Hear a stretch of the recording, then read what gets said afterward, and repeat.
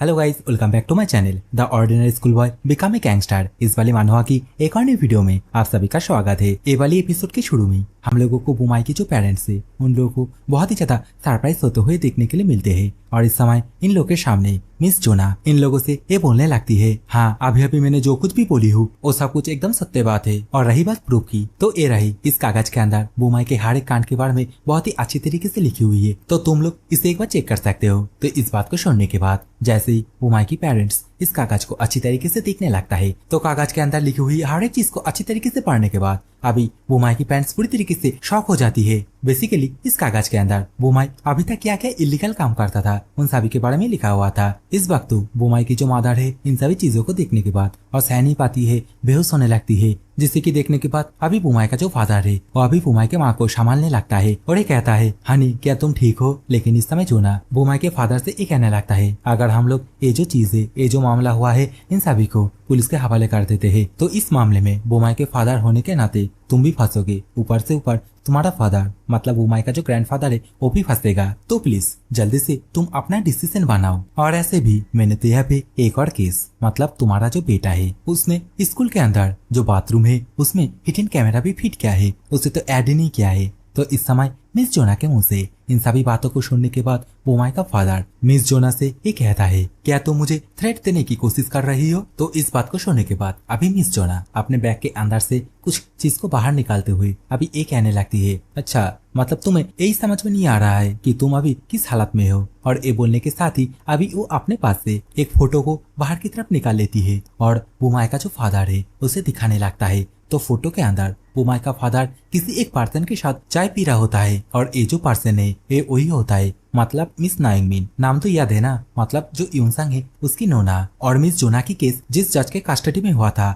ये वही जज होता है जिसे कि बुमाई का फादर चाय सर्व कर रहा होता है। तो बेसिकली अभी इस फोटो को देखने के बाद बुमाई का जो फादर है वो पूरी तरीके से घबरा जाता है। लेकिन इसी समय मिस जोना अपने पास से एक और कागज को बाहर की तरफ निकालते हुए कहने लगती है, हाँ एक और चीज, ये रही दूसरी प्रूफ, मतलब तुमने उस जज के साथ जो सेटलमेंट डिपॉजिट किया था ये उसका प्रिंट आउट है। तो इस बात को सुनने के बाद बुमाई का फादर पूरी तरीके से डरने लगता है और चिल्लाते हुए बोलता है, इनफ, मैं समझ गया, आखिरकार मुझे क्या करना होगा। और अभी बुमाई का फादर का ये बोलते ही हम लोगों को हॉस्पिटल की तरफ का सीन दिखाए जाते हैं, जहाँ पे इस समय बुमाई एक फोड़ा हुआ पापड़ की तरह हॉस्पिटल बेड के ऊपर लेटा हुआ था। और इस समय अपने मन में ही बहुत ही ज्यादा गुस्सा होते हुए कुछ देर पहले डॉक्टर ने उसके पेरेंट के साथ उसके कंडीशन के ऊपर क्या क्या बात किया था उसी के बारे में सोचने लगता है। तो बेसिकली बुमाई का जो स्पाइनल कॉर्ड है वो पूरी तरीके से डैमेज हो चुका है, ऊपर से उसका जो पाव है वो भी पूरी तरीके से डैमेज हो चुका है, मतलब पूरी जिंदगी तक बुमाई कभी भी अपने दोनों टांगों से चल नहीं पाएगा। मतलब एक तरीके से बुमाई अपने नॉर्मल लाइफ को और ज्यादा कंटिन्यू नहीं कर पाएगा। और इस समय बुमाई इन सभी बातों को अपने मन में याद करने के साथ ही बहुत ही ज्यादा गुस्सा होने लगता है और अपने मन में ही दोबारा से बोलता है, मेरी पाओ, लगता है मैं और कभी भी अपने टांगों से चल नहीं पाऊंगा। इस समय बुमाई अपने मन में ये सब कुछ सोच ही रहा था। इसी समय बुमाई के पास उसकी जो पेरेंट है वो आने लगता है। तो इस समय बुमाई अपने पेरेंट को अपने पास आते हुए देखने के बाद बहुत ही ज्यादा गुस्सा होते हुए बोलता है, चले जाओ यहाँ से। तो अचानक से बुमाई का एक हरकत देखने के बाद बुमाई का जो पेरेंट्स है बहुत ही ज्यादा शॉक हो जाता है। बेसिकली उसकी माँ वो तो अभी रोने लगती है, लेकिन जैसा कि बुमाई की पेरेंट अभी भी वहीं पे खड़ा हुआ था तो इस चीज को देखने के बाद बुमाई अभी और भी ज्यादा गुस्सा हो जाता है और उसके साइड में जो सिलाइन स्टैंड है उसे पकड़ के उन लोग की तरफ ही फेंक के मारता है और चिल्लाते हुए बोलता है, मैंने कहा यहाँ से चले जाओ। एंड ऑब्वियसली सिलाइन स्टैंड को इस तरीके से फेंकने की वजह से बुमाई के हाथ में जिस जगह पे सिलाइन का जो नीडल है वो घुसा हुआ था उस जगह से भी खून बाहर की तरफ आने लगता है। इस वक्त तो हम लोगों को उसके पेरेंट के पीछे दो और हट्टे कट्टे लोग को देखने के लिए मिलते हैं। अभी ये दोनों लौंडा हंसते हुए बुमाई से ये कहने लगता है, बुमाई क्या तुम थोड़ी देर के लिए हम लोगों के साथ आ सकते हो? और ये बोलने के बाद ही अभी ये दोनों लौंडा बुमाई को दोनों हाथों से पकड़ लेता है और यहाँ से चैनकुली की मैनकुली की तरह उठा के लेके जाने लगता है, जिसे कि देखने के बाद इस समय बुमाई भी बहुत ही ज्यादा शॉक हो जाता है और चिल्लाते हुए बोलता है, हे आखिरकार तुम दोनों मुझे कहाँ पे लेके जा रहे हो? और ये बोलने के साथ ही इस समय बुमाई अपने आप को उन दोनों के हाथ से छुड़ाने की कोशिश करने लगता है। तो इस चीज को देखने के बाद अभी ये दोनों लौंडा बुमाई से ये कहता है, अरे ऐसा मत करो मेरी जान, अगर तुम ऐसा करोगे तो तुम्हें ही चोट लगेगा। और ये बोलने के साथ ही अभी बुमाई के पेरेंट के सामने से बुमाई को ये दोनों लौंडा उठा के लेके जाने लगता है। तो बुमाई भी चिल्ला के अपने पेरेंट्स से बोलने लगता है, आखिरकार ये लोग मुझे कहाँ पे लेके जा रहा है और तुम दोनों मुझे जल्दी से छोड़ दो। मम्मी पापा प्लीज मेरी हेल्प करो, मम्मी मुझे बचाओ। और अभी बुमाई का ये बोलते ही हम लोगों को कुछ देर पहले का सीन दिखाया जाता है, जहाँ पे मिस जोना बुमाई के पेरेंट्स से ये बोलती है कि तुम लोगों को बुमाई को एक साइकियाट्रिस्ट हॉस्पिटल में भेजना होगा। जो कि सुनने के बाद बुमाई की पेरेंट बहुत ही ज्यादा शॉक हो जाती है। ऊपर से बुमाई का फादर इसका कारण भी पूछने लगता है। तो इस बात के रिप्ले में अभी जो मिस जोना है बुमाई के फादर से ये कहने लगती है, मुझे पता है कि तुम लोग समझदार हो और तुम लोग को क्या करना चाहिए वो भी तुम लोग को अच्छी तरीके से पता है, क्योंकि अगर तुम लोग इन सभी चीजों को लेके पुलिस स्टेशन जाओगे या फिर कोर्ट कचहरों में जाओगे तो मुझे पता है कि वो लोग किस तरीके से इस चीज को हैंडल करेगा। ऊपर से तुम लोग का रेपुटेशन, ऊपर से इन्वेस्टिगेशन, ये सब कुछ होने के बाद मुझे नहीं लगता कि जो जुवेनाइल लॉ है वो भी तुम्हारे बच्चे को बचा पाएगा। तो मेरे ख्याल से बुमाई के लिए एक हॉस्पिटल ही सही रहेगा। तो क्या बोलते हो तुम? तो इस समय मिस जोना के मुंह से इन सभी बातों को सुनने के बाद बुमाई का जो फादर है वो अभी उसी कागज को अच्छी तरीके से देखने लगता है और इसी दिन के साथ ये वाला सीन दोबारा से चेंज हो जाता है। अभी हम लोग को योनसांग को एक छत के ऊपर दिखाया जाता है और इस समय योनसांग खड़े खड़े अपने फोन को पकड़ते हुए अपने मन में ही बुमाई के बारे में सोचने लगता है और सोचते हुए अपने मन में ही बोलता है, तो फाइनली ये वाला टारगेट खत्म हो गया और तो ऊपर से मैं बुमाई का जो फैमिली है उसके साथ भी अपना बदला ले लिया। तो अब अगली बारी। और ये बोलने के साथ ही अभी योनसांग शुरू से लेकर आखिरी तक बुमाई के साथ जो कुछ भी हुई है उन सभी के बारे में सोचने लगता है और ये सोचने के बाद ही बोलता है, चलो अभी अगले प्लान की तैयारी करते हैं। और ये बोलने के साथ ही इस समय बुमाई अपने सिर के ऊपर एक हेलमेट को पहन लेता है और इसी सीन के साथ अभी दोबारा से सीन चेंज हो जाता है। अभी हम लोग को एक स्टूडियो का सीन दिखाया जाता है जहाँ पे पीछे की तरफ ग्रीन स्क्रीन, सामने की तरफ बहुत सारे फ्लैश लाइट और एक महंगा कैमरा और सामने की तरफ बैठा हुआ एक हैंडसम लौंडा जो कि बेसिकली शायद से एक ब्रॉडकास्ट पे आया होता है और सभी से ये बोलने लगता है, हेलो, इस सेलिब्रिटी ब्रॉडकास्ट में जितने भी लोग आए हैं, जितने भी व्यूअर्स है, उन सभी को मैं दिल से शुक्रिया बोलना चाहता हूँ। तो बेसिकली अभी ये जो पर्सन ये सब कुछ बोल रहा है इसके बारे में हमें ये पता चलता है ट्रेंडिंग में आने वाले सभी सेलिब्रिटी के अंदर सबसे ज्यादा मोस्ट पॉपुलर जो सेलिब्रिटी है वो यही लौंडा होता है और इसका नाम होता है कैंग। एंड ऑब्वियसली इसके शकल पे मत जाना, क्योंकि यहाँ पे मौजूद जितने भी फीमेल राइटर है उन सभी से ये कहने लगता है, अरे यार तुम सभी क्या कर रहे हो, थोड़ा रिएक्शन तो दे मेरे ऊपर, मैं ब्रॉडकास्ट कर रहा हूँ। और इस समय कैंग के साइड में हम लोगों को एक और बंदे को देखने के लिए मिलता है और ये जो लौंडा है इसके नाम के बारे में अभी तो हम लोग को नहीं बताया गया है, लेकिन आप लोग इसके चेहरे को अच्छी तरीके से याद रखना क्योंकि योनसांग का नेक्स्ट टारगेट यही लौंडा होने वाला है। So back to the story. अभी ये व्हाइट कोट पहनने वाला लौंडा अपने पास से एक क्वेश्चन पेपर को निकालते हुए अभी कैंग से ये कहने लगता है नेक्स्ट क्वेश्चन तुम्हारे लिए बहुत ही ज्यादा हार्ड होने वाला है। और ये बोलने के साथ ही अभी क्वेश्चन में पूछता है, तो बताओ तुम्हारे स्कूल डेज के बारे में, आखिरकार तुम्हारा जो स्कूल डेज है वो किस तरीके का था। तो इस क्वेश्चन को सुनने के बाद अभी जो कैंग है वो पूरी तरीके से शॉक हो जाता है। मतलब अचानक से स्कूल डेज के बारे में क्वेश्चन पूछना, और स्कूल डेज का मतलब आप लोग तो अंदाजा लगा सकते हो, स्कूल मतलब जो भी होगा वो तो एकदम सीधा योनसांग से ताल्लुक रखता है। तो इस समय कैंग ये व्हाइट शर्ट वाले बंदे के मुंह से इस क्वेश्चन को सुनने के बाद थोड़ी देर के लिए खामोश हो जाता है और अगले ही पल ये बोलता है, तो रिपोर्टर नीम बताओ आखिरकार तुम्हारी स्कूल डेज किस तरीके का था। तो इस समय हम लोगों को ये जानने के लिए मिलते हैं कि ये जो व्हाइट ड्रेस वाला लौंडा है इसका नाम होता है नीम और ये एक रिपोर्टर होता है। और बेसिकली कैंग ने अभी नीम का जो क्वेश्चन है उसे ही उल्टा चिपका दिया होता है और इस वक्त कैंग से ये पाल्टा क्वेश्चन सुनने के बाद नीम भी थोड़ी देर के लिए शॉक हो जाता है। इस समय कैंग तो ये भी बोलने लगता है, नीम तुम बताओ, तुम भी तो एक बहुत ही यंग एज में इन सभी कामों में जुड़े थे और हाल ही में तो तुम अभी एडल्ट हुए हो, मतलब हाल ही में नीम का जो एज है वो 18+ हुआ है। तो इस समय नीम भी कैंग के मुंह से इन सभी बातों को सुनने के बाद अभी हंसते हुए बोलता है, हाँ वो सब कुछ एकदम अच्छी तरीके से चला, लेकिन इस समय नीम को इस तरीके से बात करते हुए देखने के बाद अभी जो कैंग है वो नीम से बोलता है, नहीं रिपोर्टर नीम, इस तरीके से नहीं चलेगा, तुम ऐसे स्मूथली बात को नहीं टाल सकते हो, बताओ तुम भी बताओ अपने स्कूल लाइफ के बारे में। तो इस समय कैंग को जो क्वेश्चन पूछ रहा है उसे ही इस तरीके से क्वेश्चन पूछता हुआ देखने के बाद अभी सामने की तरफ खड़ी हुई दो लड़की आपस में बातें करने लगती है। आखिरकार कैंग के साथ क्या हुआ है, वो इस तरीके से बात क्यों कर रहा है, क्या उसे पता नहीं है आखिरकार पॉडकास्ट किस तरीके से किया जाता है, और आखिरकार ये बातें करने के टाइम पे इस तरीके से थोड़ा एनोइंग क्यों हो रहा है, क्या स्कूल लाइफ में उसके साथ भी कुछ हुआ था। और अभी ये दोनों लड़के जिस तरीके से बात कर रही थी इस बात को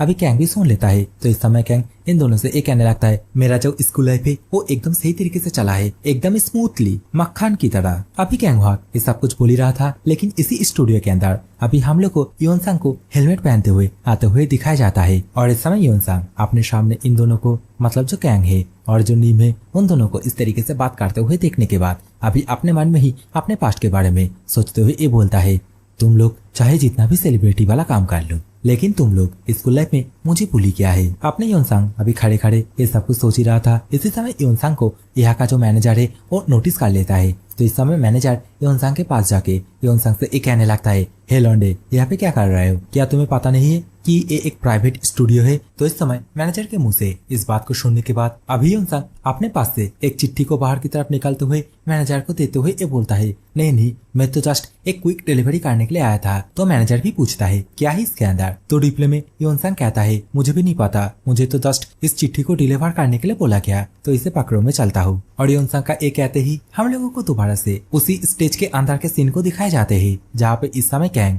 बहुत ही ज्यादा गुस्सा और चिड़चिड़ा हो जाता है और ये कहने लगता है, मैंने पहले बोला था कि इस तरीके से कोई भी कॉन्टेस्ट को अरेंज मत करना, फिर भी ऐसा ही होता है। और ये बोलने के साथ ही अभी मैनेजर की तरफ देखते हुए मैनेजर से पूछता है, मैनेजर तुम आखिरकार क्या कर रहे हो? तुम छोड़ो वो सब, चलो यहाँ से। अभी यहाँ पे मैनेजर भी आ जाता है और मैनेजर आते ही अभी बोलने लगता है, यहाँ पे एक क्विक सर्विस डिलीवरी आया था जिसने की ये जो चिट्ठी है इसे देके गया और ये तुम्हारे लिए आया, शायद से कोई फैन होगा तुम्हारा। तो इस समय मैनेजर के मुंह से इस बात को सुनने के बाद अभी कैंग अपने हाथ को आगे की तरफ करते हुए मैनेजर से कहता है, कोई ना, चलो दो, मुझे देखने दो ये चीज क्या है। तो इस बात को सुनने के बाद अभी मैनेजर ना करते हुए बोलता है, कैंग ये चिट्ठी तुम्हारे लिए नहीं आया है, ये तो नीम के लिए आया है। तो इस बात को सुनने के बाद अभी नीम भी बहुत ही ज्यादा शॉक हो जाता है और बोलता है, क्या मुझे किसी एक फैन ने चिट्ठी भेजा है? और ये कहता है, हाँ, मुझे तो विश्वास ही नहीं हो रहा है। लेकिन दूसरी तरफ हम लोगों को कैंग की शकल पे जो जेलेसी भाव है उसे साफ साफ देखने के लिए मिलता है। इस वक्त हम लोगों को दो और बंदे को देखने के लिए मिलते हैं, जो कि समय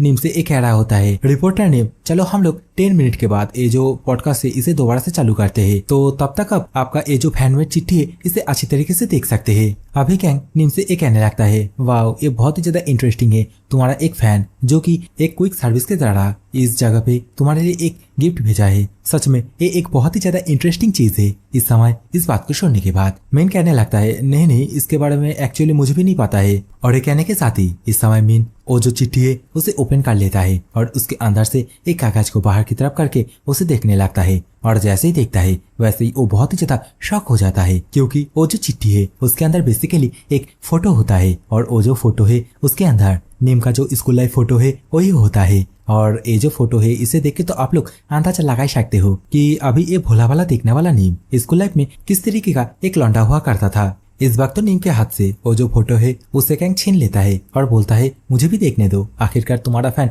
तुम्हें किस तरीके का एक गिफ्ट भेजा है, मैं बहुत ही ज्यादा एक्साइटेड हूँ। लेकिन इस समय कैंग जैसे फोटो के अंदर नीम के स्कूल लाइफ फोटो को देखता है वैसे ही कैंग बहुत ही ज्यादा शॉक हो जाता है और ये कहता है, बवाल फोटो यार, आखिरकार ये छपड़ी कौन है? लेकिन इस समय कैंग को जैसे ही पता चलता है इस फोटो में तो नीम है और नीम ने अपने दोनों हाथों में दोनों क्रिमिनल को पकड़ के रखा है। और क्रिमिनल में क्यों बोल रहा हूँ, क्योंकि अभी के टाइम पे सभी को पता चल गया है कि बुमाई किस तरीके से जो इलीगल काम है उसे क्या करता था। मतलब न्यूज देख रहे हो ना, एकदम तहलका न्यूज चढ़ और फैल चुका है। तो ये पता चलने के बाद अभी जो कैंग है वो पूरी तरीके से घबराने लगता है। लेकिन इसी समय जो नीम है वो बहुत ही फास्ट कैंग के गालों को पकड़ लेता है और उससे कहने लगता है, एकदम खामोश रहना, किसी को भी इसके बारे में पता नहीं चलना चाहिए। और अगर तुम ये बकबक करने वाले मुंह को नहीं बंद करते हो तो मैं गारंटी के साथ बोल सकता हूँ मैं तुम्हारा ये जो सेलिब्रिटी लाइफ है इसे पूरी तरीके से बर्बाद कर दूंगा। और अभी नीम का ये बोलते ही हम लोगों को योनसांग को देखने के लिए मिलते हैं। और इस समय योनसांग जो कि रास्ते से चलते चलते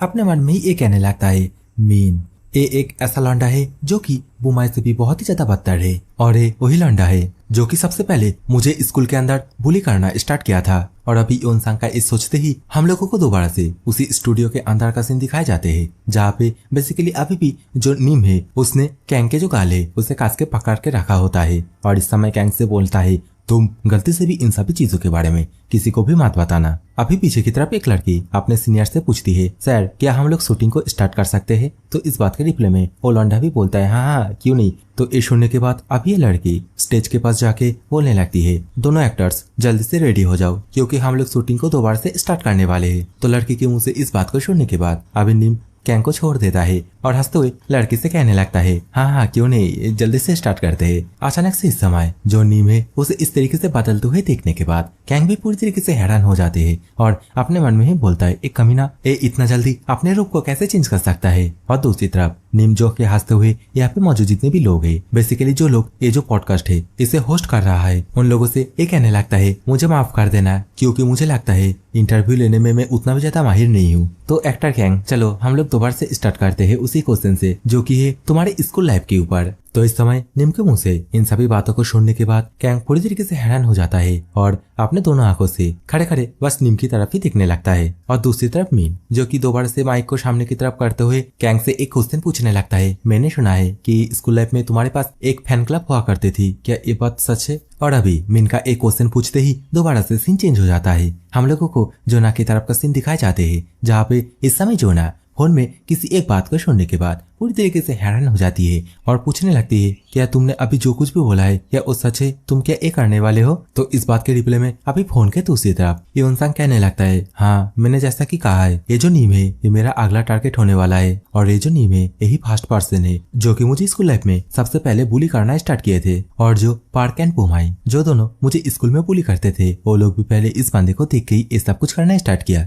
योनसांग के मुंह से इन सभी बातों को सुनने के बाद इस समय जो मिस जोना है योनसांग से पूछने लगती है, लेकिन क्यों? आखिरकार उसने तुम्हें बुली करना स्टार्ट ही क्यों किया? क्या तुमने कुछ गलत किया था? तो इस बात को सुनने के बाद अभी जो योनसांग है वो कुछ नहीं बोलता है, बस अपने ड्राइविंग पे फोकस देता है। तो इस समय योनसांग को कुछ ना कहते हुए सुनने के बाद मिस जोना योनसांग से ये कहने लगती है, क्या मिस आना वो ठीक है? अरे यहाँ पे मिस आना कौन है अभी तो हम लोग को नहीं बताया गया है, शायद से आगे पता चलेगा। तो इस समय योनसांग मिस जोना से ये कहने लगता है, मिस जोना क्या तुम्हें पता है स्कूल के अंदर जो वायलेंस होता है उसका मेन रीजन क्या है? बस अपने मजे के लिए ये लोग किसी को भी बुली करते हैं और लिटरली मुझे ये लोग बुली करना स्टार्ट किए थे, वो भी बिना कारण के। और योनसांग का एक कहने के साथ ही हम लोगों को 4 साल पहले योनसांग के स्कूल के तरफ का सीन दिखाए जाते हैं, जहाँ पे योनसांग पहली बार स्कूल के अंदर एंटर्ड हुए थे। योनसांग इस समय खड़े खड़े स्कूल के सामने यहाँ पे जितने भी स्टूडेंट आए हैं उन सभी को देखने के बाद बहुत ही ज्यादा शौक हो ही रहा था। उसी टाइम पे एक पर्सन आके योनसांग को टक्कर मारता है। तो अचानक से इस टक्कर की वजह से योनसांग उस पर्सन से मतलब उसी स्टूडेंट से कहने लगता है, मुझे माफ कर देना, मैं जानबूझ के ऐसा कुछ नहीं किया हूँ। लेकिन योनसांग अभी देखता है सामने की तरफ वो जो पर्सन है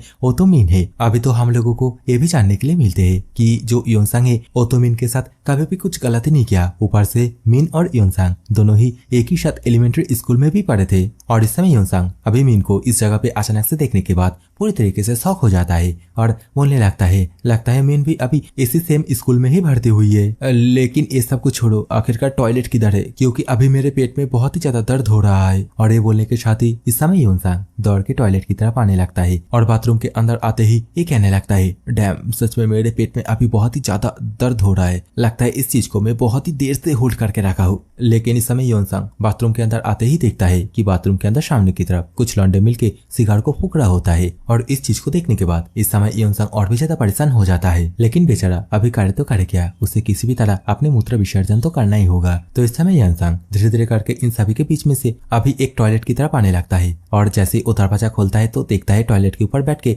इस समय मीन सिगार को फूक रहा होता है। तो इस चीज को देखने के बाद अभी योनसांग सामने की तरफ वो जो जिसमें करते ना वहां पे जाके करने लगता है। और इस समय पीछे से जो मीन है वो अभी योनसांग की तरफ ही देखते हुए थोड़ा सा मुस्कुराता है। और इसी सीन के साथ हम लोगों को अभी क्लासरूम के अंदर का सीन दिखाए जाते हैं, जहाँ पे इस समय हम लोग को योनसांग को क्लासरूम के अंदर एकदम बैक बेंच में बैठे हुए देखने के लिए मिलते हैं। इसी समय योनसांग के सामने मीना के बैठ जाता है और योनसांग से ये कहने लगता है, योनसांग क्या हम लोग अपने अपने सीट को आपस में एक्सचेंज कर सकते हैं? तो इस बात को सुनने के बाद अभी योनसांग भी राजी हो जाता है। और इसी के साथ अभी हम लोग को कुछ देर बाद का सीन दिखाए जाते हैं, जहाँ पे इस समय योनसांग मिन के कहे हुए अनुसार सामने की तरफ जाके बैठ जाता है। और देखते देखते कुछ देर बाद अभी क्लास भी स्टार्ट हो जाता है। अभी योनसांग को अपने पेट में बहुत ही तेज दर्द होने लगता है, ऊपर से उसके पेट में गुड़गुड़ करके आवाज भी होने लगता है। तो इस समय योनसांग अपने मन में ही सोचते हुए बोलता है, मैं क्लास शुरू होने से पहले जो बाथरूम है उसे यूज ही नहीं कर पाया, अभी मेरे पेट में बहुत ही ज्यादा दर्द हो रहा है। योनसांग अभी अपने मन में ये सब कुछ सोच ही रहा था। इसी समय मीन पीछे से योनसांग से एक कहने लगता है,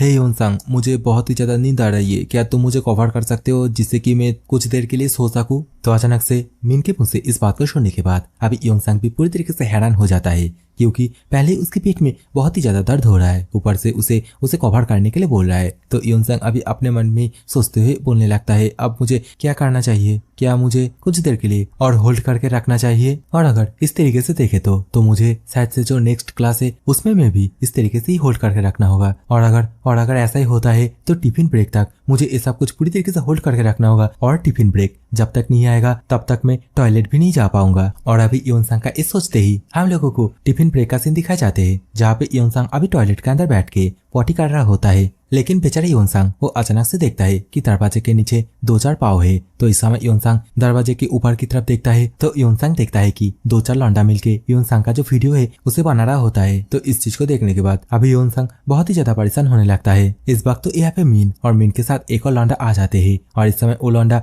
मीन से ये बोल रहा होता है, व्हाट द फुचका, आखिरकार वे लोग यहाँ पे क्या कर रहा है। तो इस समय नीम के बातों से हम लोगों को ये अंदाजा लग जाता है कि सामने की तरफ जो लौंडे अभी योनसांग के वीडियो बना रहा है वो सब कुछ तो नीम के कहने से कर रहा है और इन सभी का मास्टरमाइंड नीम ही होता है। और इस समय नीम अपने साइड में खड़ा हुआ वही मोटे लौंडे से ये भी पूछने लगता है, क्या तुम्हें पता है आखिरकार मैं योनसांग को ही क्यों चुना? क्योंकि योनसांग वो सबसे ज्यादा एक इजी टारगेट है। वो इतना ज्यादा कमजोर है कि वो किसी को कुछ कह ही नहीं पाता है और उसके बॉडी से देखो किस तरीके से एक कमजोर वाली खुशबू आ रही है। और इस समय मीन का एक कहते ही ये वाली एपिसोड यहीं पे खत्म होती है। तो गाइस मुझे पता है मैं बहुत दिनों के बाद वीडियो अपलोड कर रहा हूँ, ऊपर से बस 20 मिनट का ही वीडियो अपलोड कर रहा हूँ, लेकिन मैं इसमें कुछ नहीं कर सकता क्योंकि 15 तारीख से एग्जाम चालू होने वाला है। तो यार एटलीस्ट पास होने के लिए एग्जाम सीट पे कुछ तो लिख के आना होगा, तो उसी की तैयारी कर रहा हूँ मैं। तो यार भाई लोग इस मंथ के लिए ना थोड़ा सा एडजस्ट कर लो और एग्जाम खत्म होने के बाद मैं पूरी तरीके से फ्री हो जाऊंगा और उसके बाद से मैं हर रोज 1 घंटे का वीडियो अपलोड करूंगा। So yup take care, bye bye, love you all.